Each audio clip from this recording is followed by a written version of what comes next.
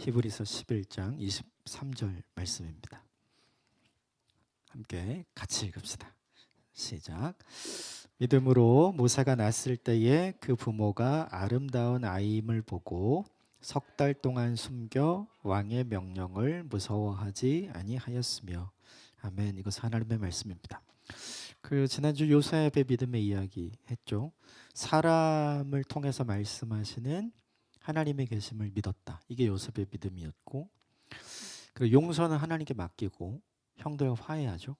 그래서 하나님께 맡겨야 할 거는 하나님께 맡기고 자신이 만들어야 될 화해는 자신이 만들어내는 요셉의 모습이 있었어요. 그리고 무엇보다 중요한 게 애굽에서 56년 동안 살았기 때문에 안정된 삶이었거든요. 근데 거기를 다 내려놓고 가나안으로 가야 된다. 그러니까 안정된 자신의 삶과 믿음을 바꾸지 않은 것이 요셉의 믿음이었죠. 오늘 본문은 우리가 잘 아는 모세에 관한 내용이긴 한데 모세가 아니라 모세의 부모예요. 모세의 부모는 성경에 이름이 기록되어 있습니다. 아므람, 요게벳이라고 하는 두 사람이 기록이 되어 있어요. 이 두 사람이 그 시대에 이제 모세를 보호하면서 어떤 일이 있었는가, 그리고 그것이 주는 네로의 박해 시대에 살아가는 이 히브리서를 읽는 사람들에게 주는 메시지가 무엇인가, 오늘 이걸 좀 함께 나누려고 할게요. 시작이 좋으면 하기가 좋겠죠. 시작이 나쁘면 하고 싶지 않겠죠. 대부분의 사람들이 그래요. 그래서 대부분의 사람들은 새로운 시작을 할 때 좋은 위치에 선점하려는 마음이 늘 있어요. 그리고 그게 사실 중요하기도 하죠. 그래서 우리에게 중요한 게 이제 새로운 인생을 곧 시작하게 되는 우리 고3, 윤서가 이제 고3인데 네, 중요해요. 어느 대학에 갈 것인가, 첫 번째 대학이니까 되게 중요하고, 그리고 이제 대학을 졸업하면 첫 번째 직장을 어디 갈 거냐, 이게 너무 중요하죠. 그리고 직장 생활을 하면서 첫 번째 가정을 다 이루게 되죠. 그리고 그 이후에 첫 아이를 낳게 되고, 그리고서 이렇게 쭉쭉 살아가요. 근데 뭐든지 첫 번째라는 게 우리에게 의미가 있기 때문에 이게 되게 좋았으면 좋겠는 거죠. 그런데 살다 보면 우리는 인생이 그렇지 않다는 걸 발견을 하죠. 재수하고 삼수해서 이제 원하는 대학을 가게 되고, 근데 대학 들어가면 이제 또 첫 번째 미팅 이런 거 하잖아요. 너무 오래되셨나요? 다 기대감이 있잖아요, 그죠? 첫 번째 만나는 사람이 어떤 사람일까? 폭탄만 아니면 된다. 이런 마음이 있을 텐데 실제로 그런 경우가 되게 많죠. 그리고 첫 번째 시험에서 F를 맞기 싫어하는데 저는 첫 번째 시험에 F의 경험이 많습니다. 네. 그리고 첫 직장에서 잘 풀리지 않고, 그리고 원하는 사람과 아름다운 가정을 이루려고 하지만 그렇지 않죠. 그러니까 시작이 되게 좋지 않은 거예요. 그러면 시작이 꽝이면 사람들이 어떻게 하려고 하냐 하면 그걸 되게 싫어하는 거예요. 그래서 물리고 싶어 하죠. 그런데 중요한 건 물릴 수는 없죠. 성경에도 시작이 좋았던 사람의 이야기보다는 시작이 안 좋았던 사람들의 이야기가 훨씬 많아요. 오늘 본문에 아므람과 요게벳, 이 모세의 부모의 이야기도 마찬가지죠. 우리는 이 사람들의 이야기를 알기 위해서 잠깐 출애굽기로 넘어갈 거예요. 출애굽기 1장과 출애굽기 2장의 본문을 우리가 함께 볼 건데, 먼저 출애굽기 2장 1절과 2절 말씀을 좀 같이 봅시다. 출애굽기 2장 1절과 2절 같이 읽겠습니다. 시작. 레위 가족 중 한 사람이 가서 레위 여자에게 장가들어 여자가 임신하여 아들을 낳으니 그가 잘생긴 것을 보고 석 달 동안 그를 숨겼으나, 결혼 소식이 있고 그리고 아이가 생겼고요. 그 아이가 잘생겼대요. 네. 화이팅. 너무 좋죠. 너무 행복하죠, 이러면. 근데 요거는 이 본문의 내용이 그런 거고요. 배경을 알면 그렇지가 않아요. 이 본문의 배경은 출애굽기 1장 8절부터 11절의 말씀이 있어요. 출애굽기 1장 8절부터 11절 4절의 말씀 같이 읽읍시다. 시작. 요셉을 알지 못하는 새 왕이 일어나 애굽을 다스리더니 그가 백성에게 이르되 이 백성 이스라엘 자손이 우리보다 많고 강하도다. 자, 우리가 그들에게 대하여 지혜롭게 하자. 두렵건대 그들이 더 많게 되면 전쟁이 일어날 때 우리 대적과 합하여 우리와 싸우고 이 땅에서 나갈까 하노라 하고 감독들을 그들 위에 세우고 그들에게 무거운 짐을 지워 괴롭게 하여 그들에게 바로를 위하여 곡고성 비돔과 라암색을 건축하게 하니라. 레위 가족 중의 사람이었던 오늘 본문의 아므람과 요게벳이 결혼할 때는 삶이 굉장히 고달픈 시기였던 거예요. 노예였던 히브리 사람들이 많아지니까 산하 제한을 해야 되겠다. 이들을 어떻게 해야 되겠다 이런 생각을 한 거죠. 그래서 이런 결정을 내려요. 출애굽기 1장 22절 하나만 더 봅시다. 같이 읽겠습니다. 시작. 그러므로 바로가 그의 모든 백성에게 명령하여 이르되 아들이 태어나거든 너희는 그를 나일강에 던지고 딸이거든 살려두라 하였더라. 아들은 다 죽여라. 그리고 딸은 살려둬라. 이게 지금 이집트 치하에서 살아가는 히브리 유대인들의 현실이었어요. 자, 그러면 되게 중요한 게 있어요. 요게 배경이거든요. 자, 그러면 결혼을 하시겠어요? 안 하시겠어요? 여러분 같으면. 결혼해봤자 좋은 게 없는 거예요. 자, 결혼해서 아이를 낳겠어요? 안 낳겠어요? 안 낳죠. 50대 50이잖아요. 그러니까 아들이면 무조건 죽여야 돼요. 그러면 본의 아니게 내 가족을 죽게 만들게 되는 고통을 떠안고 살아가야 하잖아요. 부모의 가장 큰 상처는 자기보다 자녀가 먼저 가는 거죠.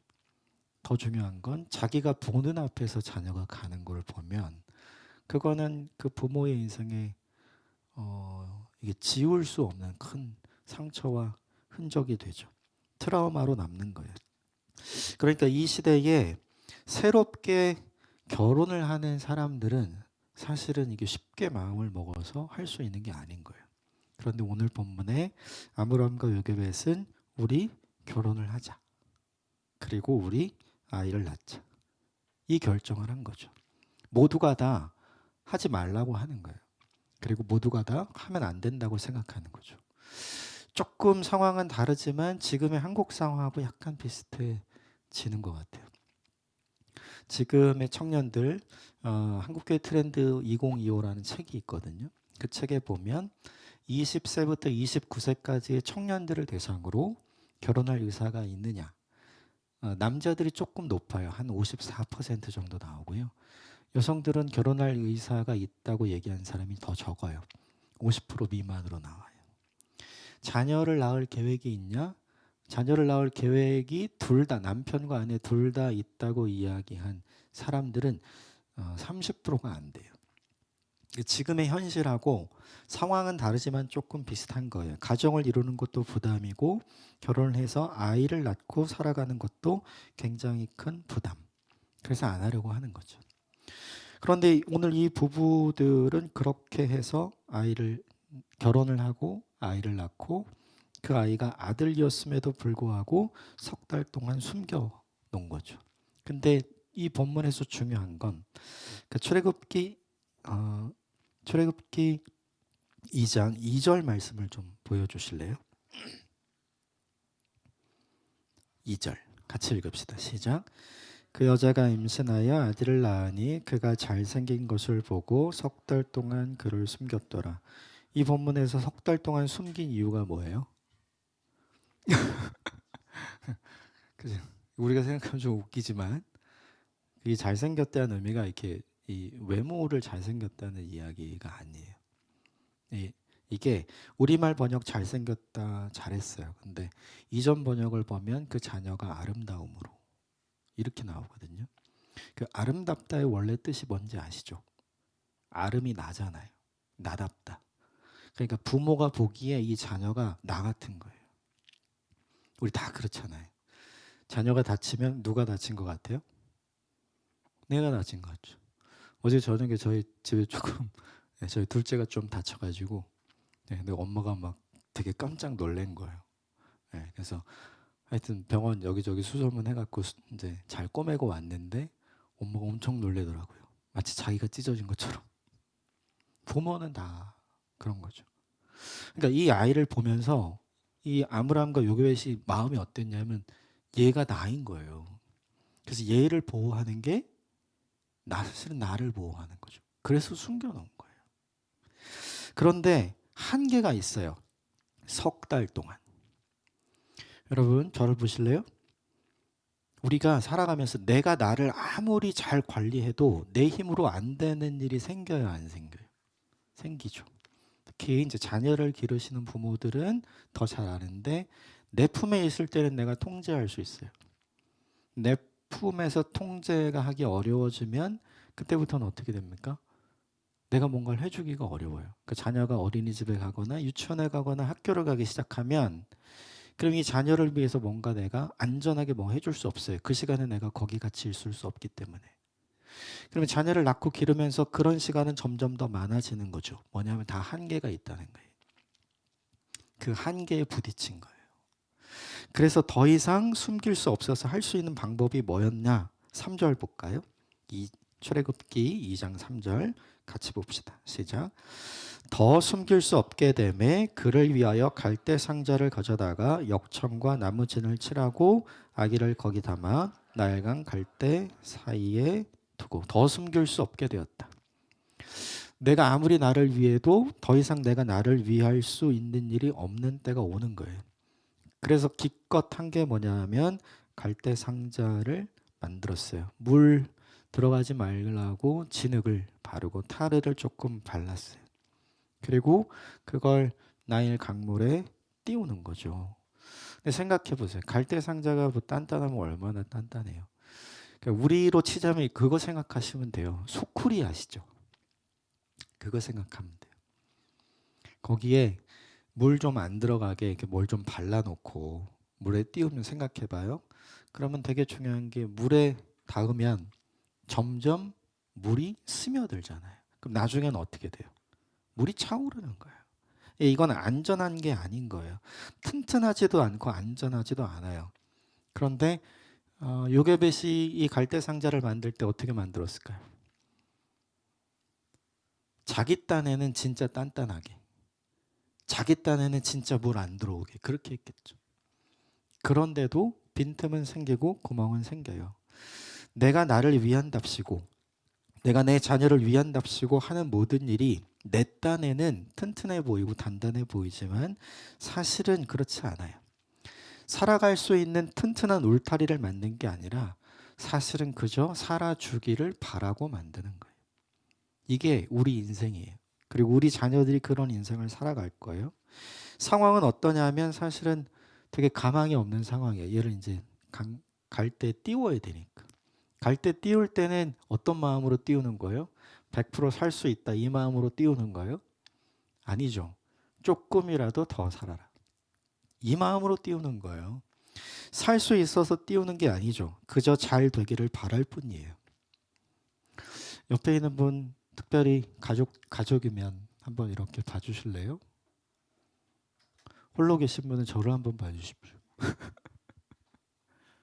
우리 모두가 어떤 마음을 갖고 있냐면 서로 잘 되기를 바라는 마음이 있잖아요. 근데 중요한 건 내가 잘 되게 해줄 수 없다는 거죠. 갈대 상자 아이의 아이는 우리 인생과 같아요.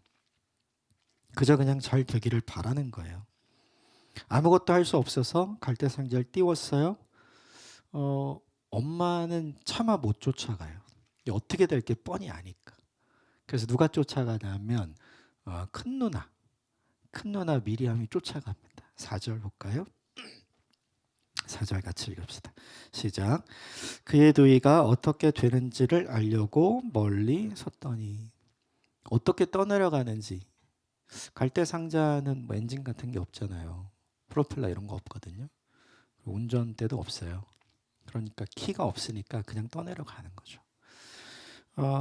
이 누이, 이 미리암은 포기할 수가 없는 거예요. 그리고 어찌 되었다는 사실을 엄마 요게벳에게 알려주기를 원했어요. 엄마는 최선을 다했어. 이거를 확인시켜 주려고 했던 거죠. 되게 중요한 게 있어요. 이 갈대상자는 물결이 가는 방향으로 가는 거예요. 스스로 방향을 결정할 수 없어요. 자, 여러분은 어떠세요? 스스로 여러분의 인생의 방향을 결정한 대로 지금까지 오셨나요? 아니면 그러려고 했는데 어떻게 하다 보니까 여기까지 오게 됐나요? 그죠? 그래서 많은 사람들은 이렇게 얘기해요. 다른 사람이 내 인생의 방향을 틀을 수 없게끔 자신의 세계를 만들어라. 이렇게 얘기합니다. 그게 되게 맞는 말이긴 해요. 그러니까 상황의 영향을 받지 않는 인생, 사람의 영향을 받지 않는 인생을 살기 위해서 자기의 세계를 구축해라. 이 얘기를 되게 많이 하거든요. 근데 중요한 건 자기의 세계를 구축해 갈 때 내 마음대로 안 돼요. 심지어는 그게 필요한 줄 알지만 그것조차도 우리 마음대로 안 되죠. 이 누이 미리암이 가졌을 생각이 무엇인가 생각해 보면 하나님이 왜 이런 상황을 주시는가? 엄마 요게벳도 마찬가지겠죠. 그런데 시편 27편 10절에는 이런 말씀이 있어요. 요거는 제가 자막 처리를 안 했는데 제가 같이 한번 따라해 주시면 좋겠어요. 나의 부모는 나를 버려도 주님은 나를 돌보아 주십니다. 요게 시편 27편 10절의 말씀, 다윗의 고백이에요. 근데 이 관점으로 오늘 뒷부분을 좀 봐야 돼요. 5절 같이 보십시다. 5절 같이 읽겠습니다. 시작. 바로의 딸이 목욕하러 시녀들은 나일 강가를 거닐 때 그가 갈대 사이 상자를 보고 시녀를 보내어 가져다가 바로의 딸이 하필 목욕을 하러 오고 있는데 나일 강가에 생각해 보면 바로의 딸은 어디에 사는 사람일까요? 궁에 살겠죠. 그죠? 굳이 나일 강가에 와서 목욕을 할 필요가 있나요? 없어요. 사람들을 시켜다가 이 강물이 필요했다면 사람들을 시켜다가 궁에 본인의 목욕탕에서 하면 돼요. 근데 이날은 이상하게 여기로 나온 거죠. 또 하나 뭘 보냐면 갈대 상자를 보았죠. 갈대 상자가 이 시대에 한두 개였을까요? 요게벳이 갈대 상자를 처음 만들었을까요? 아니에요. 사람들이 이 방식을 계속 썼던 거예요. 그런데 유독 그 갈대 상자를 보면 그게 뭔지 알까요? 모를까요? 알죠. 히브리인의 애기구나. 아들이구나. 차마 스스로 죽일 수 없어서 이렇게 해놓은 거구나. 이 바로의 딸 당연히 알죠. 그런데 이상하게 그날은 사람을 시켜서 그걸 갖고 오게 하는 거예요. 몰라서 갖고 오게 한 게 아니에요. 그게 그날 이상하게 눈에 들어왔던 거예요. 그래서 그걸 열어보죠. 6절 같이 읽을까요? 6절 시작. 열고 그 아기를 보니 아기가 우는지라 그가 그를 불쌍히 여겨 이르되 이는 히브리 사람의 아기로다. 뚜껑을 딱 여니까 모세가 막 울어요. 근데 그 울음이 이 바로의 딸의 가슴에 딱 꽂힌 거죠. 근데 중요한 건 이 바로의 딸도 영화 속에서는 자녀가 있어요.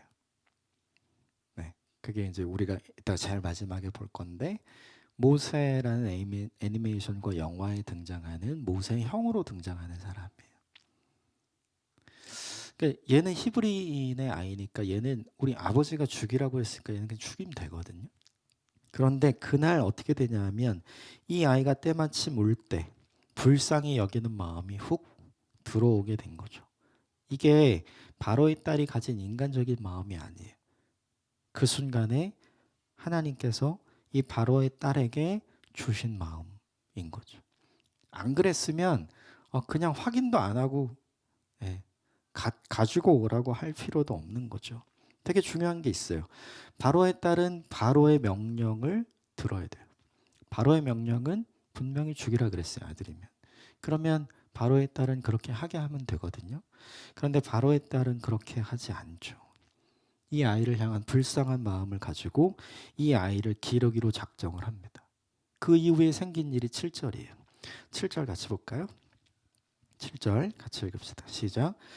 그의 누이가 바로의 딸에게 이르되 내가 가서 당신을 위하여 히브리 여인 중에서 유모를 불러다가 이 아이에게 젖을 먹이게 하리이까. 이 되게 이상한 본문이에요. 노예가 공주에게 다가와서 말을 건다? 이거는 말도 안 되는 거예요.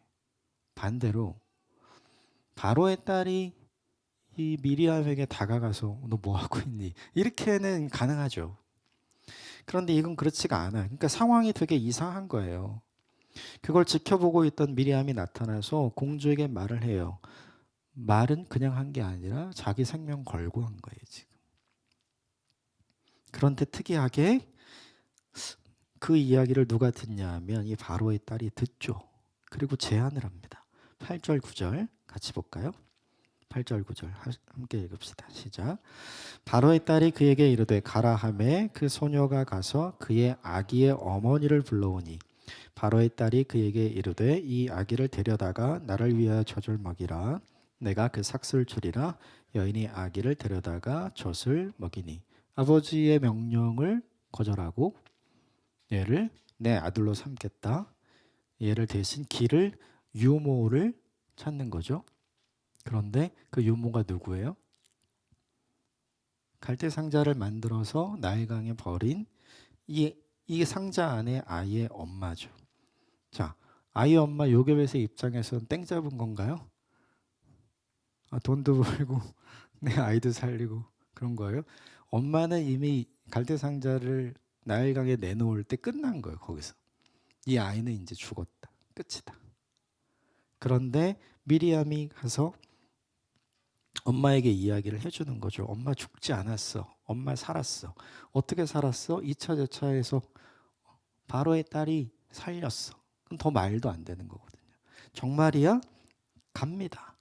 정말 만나요. 그리고 그 바로의 딸이 어떻게 하냐면 이 아이를 줄 테니 본문에 뭐라고 되어 있냐면 데려가서 니네 집으로 가서 궁에서가 아니에요.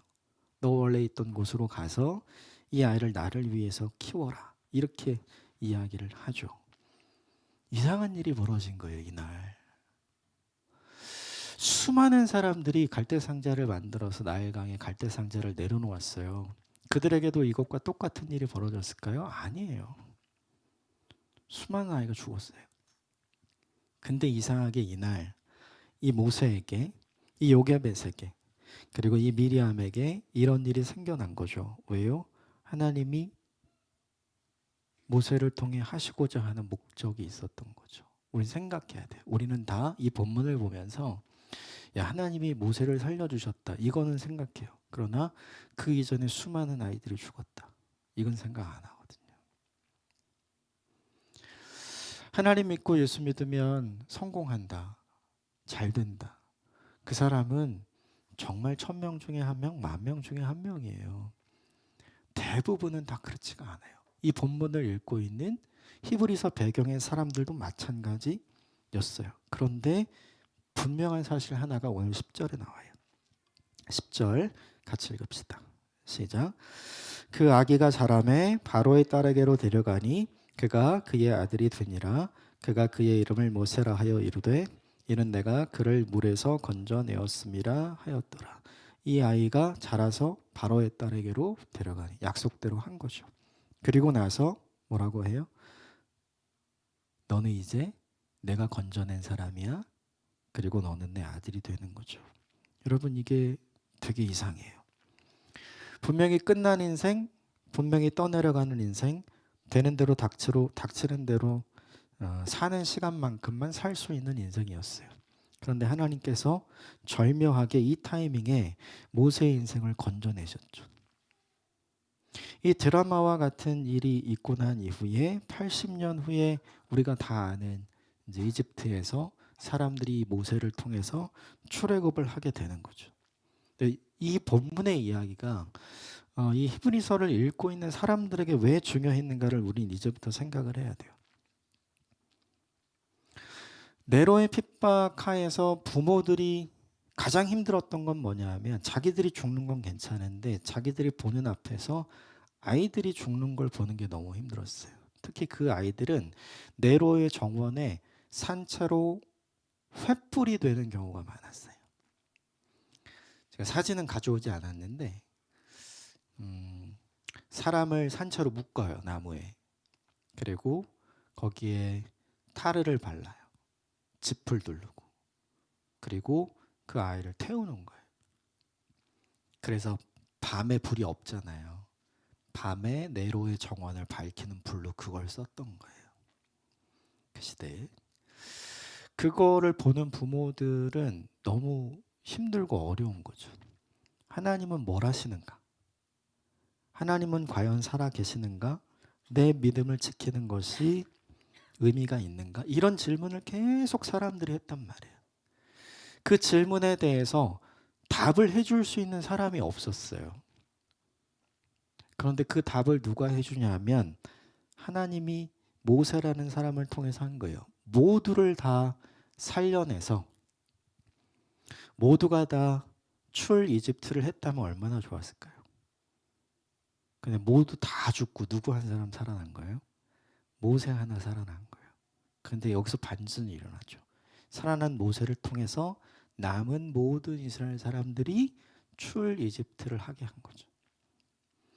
사람들은 전자를 생각하면서 하나님을 원망했어요. 그런데 이 본문이 보여주고 싶은 건 그래, 전자도 있어. 그러나 후자도 있어. 믿음을 지키는 너 한 사람을 통해서 지금 이게 어떻게 될지 몰라. 그럼에도 불구하고 믿음을 지켜가는 너의 자녀를 통해서 지금 이 상황이 어떻게 될지 몰라. 이걸 가르쳐 주고 싶었던 거죠. 여러분, 이 본문의 이야기를 절대로 이렇게는 쓰지 마세요. 우리의 자녀가 그렇게 수없이 많이 죽어간 이 출애굽기 본문의 어린 아이들, 그리고 히브리서 배경의 어린 아이들일 수는 없을 거야. 이런 생각을 하지 마세요. 그럴 수도 있어요. 그런데 분명한 건 뭐냐 하면 하나님은 그 중에서 그 다음을 계획하고 하나님은 그 중에서 그 다음을 우리에게 보여주신다는 메시지가 핵심 메시지인 거예요. 모두가 다 전자만 있다면 하나님은 없는 거야. 나는 이제부터 하나님 믿지 않을 거야. 이게 정상이죠. 그런데 그 다음에 있기 때문에 그럼에도 불구하고 나는 하나님을 믿을 거야. 그럼에도 불구하고 나는 이 신앙을 지킬 거야. 이 결정을 한 사람들이 있었던 거예요. 그리고 그 결정을 한 사람들이 어디로 들어가기 시작했냐면 아이들을 데리고 우리가 잘 아는 지하 세계로 들어가기 시작했어요. 물론 네로의 시대에는 카타콤은 없었어요. 그런데 카타콤과 비슷한 각 집의 지하 창고에 사람들이 아이를 숨겨서 이 아이를 키우고 믿음을 지켜가고 있었던 거죠. 아이들의 질문은 이거예요. 하나님이 살아계시면 우리는 왜 이렇게 해야 돼? 하나님이 살아계시는데 우리는 왜 힘들어야 되고 하나님이 살아계신데 우리는 왜 어려워야 돼? 아이들이 이 질문을 여러분에게 하시면, 가족 중에 누군가가 이 질문을 여러분에게 하시면 여러분 어떻게 답을 해주실래요? 할 말이 없거든요. 그런데 그때 할 말이 있게 보여주는 게 오늘 본문의 모세의 이야기, 아므람의 이야기, 요게벳의 이야기인 거죠. 이 본문의 시대의 사람들은 시작부터 꽝이었어요. 그냥 살기 싫은 거죠. 그런데 살아야 할 이유를 아므람과 요게벳이 주는 거예요. 우리 중에 한 사람을 하나님이 선택해서 그 사람을 통해 우리가 그토록 바라고 원하는, 나는 그것을 누리지 못하지만 내 자녀들과 그 자녀들의 시대에 그 자유를 누릴 수 있게 하는 날이 올 거야. 그게 성경이 우리에게 바라고 원하는 믿음의 실체예요. 여러분, 저를 보실래요? 내가 아무리 잘 믿어도 나는 꽝이에요. 믿으실래요? 내가 아무리 잘 믿어도 내 자녀도 꽝이 될 수 있어요. 그런데 믿으실래요? 우리는 하나를 보고 믿는 거예요. 그럼에도 불구하고 하나님이 혹시나 나의 자녀를, 혹시나 우리들 중에 한 사람을 통해서 하나님은 역전과 반전을 일으켜 주시는 분이 아닌가? 우리는 그 역전과 반전을 만들어내지 못하지만 하나님은 그것을 만들어내시는 분 아닌가? 이것을 믿는 게 믿음인 거죠. 그래서 실제로 우리가 가진 믿음은요, 그렇게 긍정적이지 않아요. 막 이렇게 믿으면 다 돼. 저를 한번 따라해 주세요. 믿으면 다 돼. 이런 거 없어요. 그런 게 있지 않아요. 믿어도 사실은 너무 힘들고 너무 어려운 게 너무 많은 거죠. 그런데 되게 중요한 게 있어요. 그게 우리 탓이 아니에요. 그게 우리의 믿음 없음의 탓이 아니라 그게 그 상황의 탓도 아니에요. 그 상황과 그 시대를 살게 하시고 그것을 뚫고 나오게 하시는 하나님의 섭리와 계획이 역사 전체 속에 있고 우리가 거기에 동참을 하는 사람으로 살아가기 때문에 우리에게 주어지는 거죠. 세상에 우연은 없어요. 하나님의 필연이 있을 뿐이죠. 우리에게 중요한 건 뭐냐 하면 그 필연을 받아들이고 그 필연을 인정하는 믿음이 필요해요. 지금 현실의 삶을 부정하지 않고 그 현실의 삶을 받아들이고 그 하나님과 함께 오늘 하루 내게 주어진 일상의 삶에서 고통을 이기고 고난을 이기면서 살아가는 믿음이 우리에게 필요한 거죠. 그것이 하나님께서 이 본문을 통해 우리에게 보여주시고 1세기 그리스도인들에게 보여주신 믿음이에요. 네로의 시대의 그리스도인들에게 있어서 가장 큰 문제는 자녀들에 대한 문제. 지금도 마찬가지 아니에요? 출애굽 시대에도 믿음의 부모들에게 있었던 가장 큰 문제는 그의 자녀들의 문제죠. 그런데 이 본문이 보여주는 게 뭐냐 하면 그 자녀는 내가 책임지는 게, 네가 책임지는 게 아니라 하나님이 책임지는 거야. 이걸 보여주는 거죠. 저는 이 본문을 보면서 어드로 이렇게 딱 치다가 아침에 이 본문을 보면서 손글씨로 제가 썼어요. 말씀드리고 싶은 게 있어서 그래요. 집사님, 지연이랑 민재는 두 분이 책임지시는 게 아니라 하나님이 책임지시는 거예요. 아멘. 그렇게 될 거예요. 윤서야, 너의 인생은 하나님이 책임진다. 세연아, 너도 마찬가지. 유겸이 인생도 마찬가지고 세빈이 인생도 마찬가지. 재은아, 엄마 아빠가 네 인생 책임지는 게 아니라 하나님이 너를 책임지는 거야. 은별아, 너도 마찬가지. 은성아, 너도 마찬가지. 고집사님이 너를 책임지는 게 아니라 하나님이 너의 인생을 책임지는 거야. 지아도 마찬가지입니다. 예나도 마찬가지예요. 그리고 저 안에 있는 하루도 마찬가지. 그리고 우리 집에 있는 구름이랑 구호도 마찬가지. 아빠랑 엄마가 너희들의 인생을 책임지는 게 아니라 하나님이 책임져 주시는 거예요. 그리고 무엇보다 이 자리에 있는 부모님들의 인생, 이 자리에 있는 청년들의 인생도 하나님이 책임져 주시는 거예요. 이 본문이 우리에게 보여주는 건 부모는 어떻게 사는가, 이걸 믿고 사는 거예요. 내가 얘를 책임지는 게 아니라 하나님이 이 아이를 책임져 주실 것이다. 그래서 현실보다 내가 감당하기 어려운 문제가 찾아왔을 때 그것 때문에 흔들리지 않고 이 아이를 책임져 주실 하나님 때문에 흔들림 없이 강해지는 것이 부모이어야 하는 거예요. 부모로부터 이것을 들은 자녀들은 어떻게 살아가는 건가? 얼마나 시켰어요? 나 예수님 안 믿는다고 한 번만 하면 그 고통과 고난이 끝나는데 그걸 부모가 안 하는 거예요. 그러니까 그 자녀들은 얼마나 싫겠어요. 그런데 그 자녀들이 나중에 알게 되는 거예요. 내 부모가 왜 끝까지 예수 그리스도를 주님으로 고백하면서 힘들고 어려운 인생을 살았는가? 그들이 장성해서 부모가 되었을 때 내가 어떻게 살았는지를 되돌아볼 때 아, 하나님이 나를 여기까지 인도하셨구나라는 사실을 깨닫게 되면서 그걸 고백하게 되는 거죠. 여러분, 절대로 인생의 편안함과 믿음을 바꾸지 마십시오. 절대로 내 인생의 안정과 믿음을 바꾸지 마세요.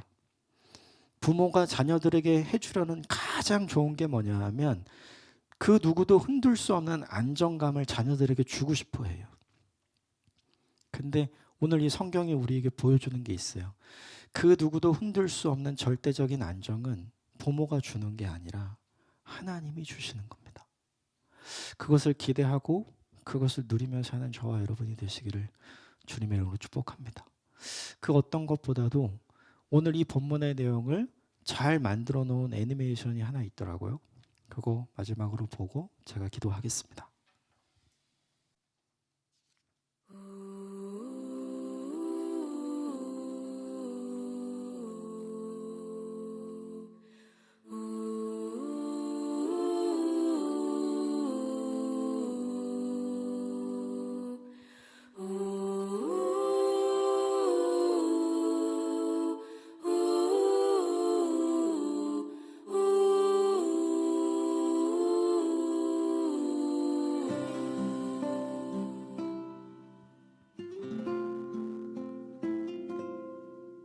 작은 갈대 상자 물이 새지 않도록 역청과 나무진을 칠하네.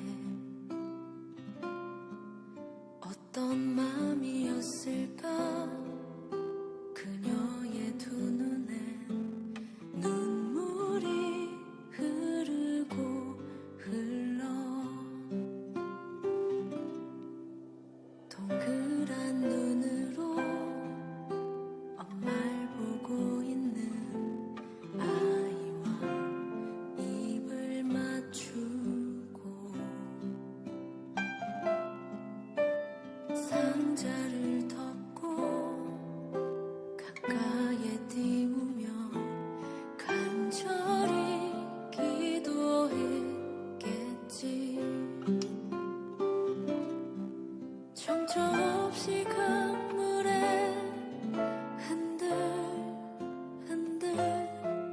흘러내려가는 그 상자를 보며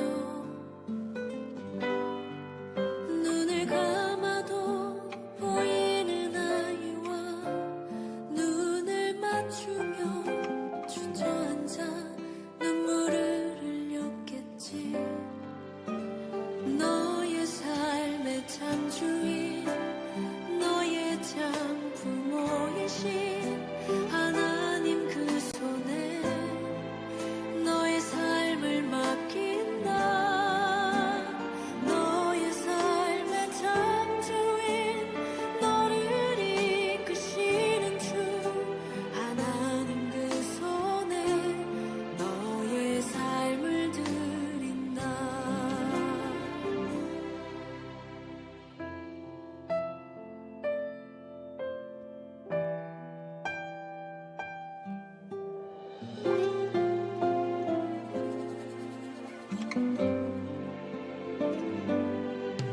어떤 마음이었을까 그녀의 두 눈에 눈물이 흐르고 흘러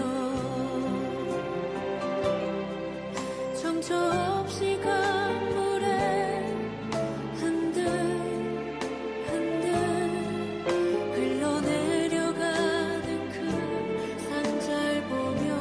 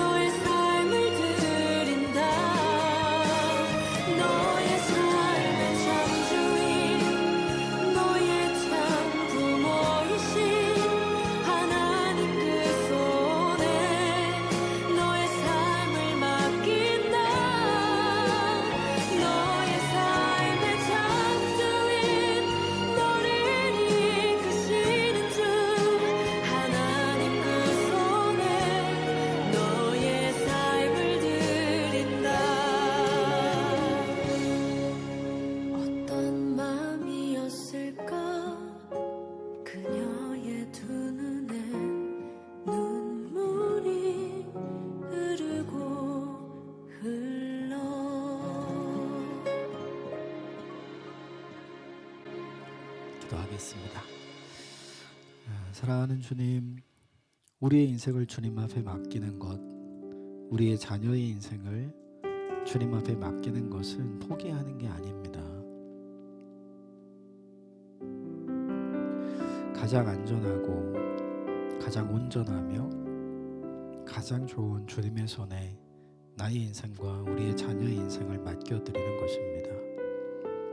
믿음으로 씨를 뿌리면 결국 그것이 자라나 아름다운 열매, 우리가 상상하지도 못하고 계획하지도 못하고 바라보지 못했던 놀라운 열매로 우리 인생에 돌아오게 됨을 믿습니다.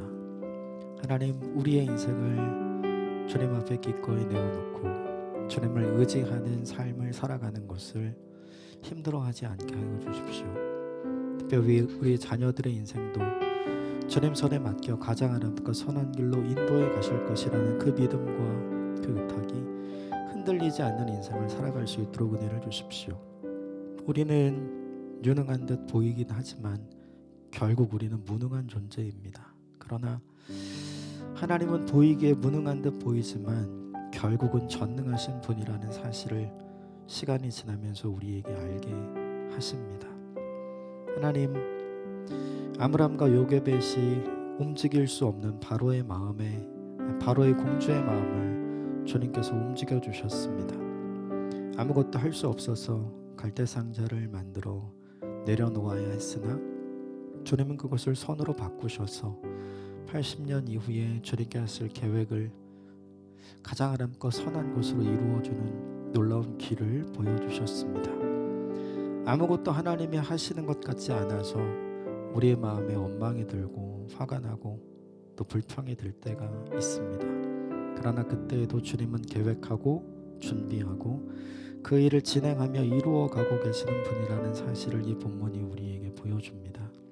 사랑하는 주님, 내가 나의 인생을 책임지는 것이 아니라 주님이 우리의 인생을 책임져 주시고 특별히 이 자리에 있는 사랑하는 우리 자녀들의 인생을 주님께서 책임져 주신다는 것을 신뢰하며 살아가는 믿음의 인생을 사는 우리 모두가 되게 하여 주옵소서. 오늘 예배를 마치고 그리고 집으로 돌아가면서 이 자리에 있는 모든 분들, 특별히 부모님들이 이번 한 주 내내 기억하면서 이 말씀 해주셨으면 좋겠습니다. 주님, 내가 너의 인생을 책임지는 것이 아니라 하나님께서 너의 인생을 가장 아름답고 귀하게 책임져 주실 것이다. 믿음으로 고백하고 믿음으로 받아들이고 그 가정 안에, 이 고백 안에 하나님의 놀라운 은혜가 충만한 경험이 이번 한 주 우리 모두에게 있게 하여 주옵소서. 예수님의 이름으로 기도드립니다. 아멘.